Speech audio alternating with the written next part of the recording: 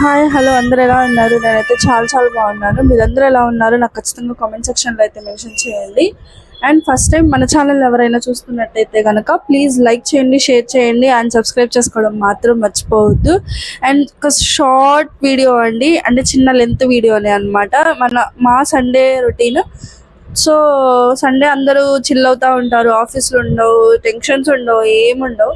But మాకు మాత్రం Sunday కూడా రెస్ట్ లేకుండా తిప్పుతూ ఉంటారనమాట మా batch.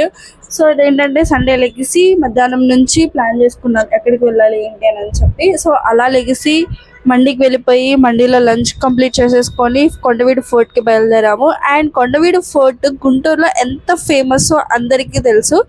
And sorry for that, నేను పూర్తిగా వీడియోస్ అయితే నేను తీయలేదు, ఎందుకంటే మా బ్యాచ్తో నాకు కుదరలేదు. సో వెళ్ళేటప్పుడు జర్నీ వీడియో మాత్రమే నేను తీశాను. సో ఇది కూడా కంటెంట్ కాదని మాత్రం అనుకోవద్దు. మనకి మార్కెట్లో కరివేపాకి ఎంత డిమాండ్ పెరిగిందో నాకు ఈ చెట్లను చూసిన తర్వాతే అర్థమైంది. సో అందుకే నాకు అది కొంచెం నేచర్ బాగుంది అనిపించి మాత్రమే నేను ఇలా వీడియో అనేది తీశాను అనమాట. మీరు చూస్తున్న అన్ని కరివేపాకు చెట్లే. నేను బండి స్టాప్ చేసి వీడియో తీయడానికి మాకు అంత టైం లేకుండే. సో వెదర్ కూడా చాలా చల్లగా ఉంది. సో అలా వెళ్ళి రిటర్న్ అవుదామని ఒకే ఒక ఉద్దేశంతో లాగిచ్చేసాము. సో మార్కెట్లో కరివేపాకి అంత డిమాండ్ పెరగడానికి వన్ ఆఫ్ ద రీజన్ అదేనండి. అసలు అటు సైడ్ అయితే మొత్తం కరివేపాకు చెట్లే. అండ్ దెన్ ఫైనల్లీ మేము కొండవీడు ఫోర్ట్ అయితే రీచ్ అయిపోయాము. సో అలా పైకి ఎక్కిన తర్వాత మనకి అక్కడ బోటింగ్ ఉంటుంది.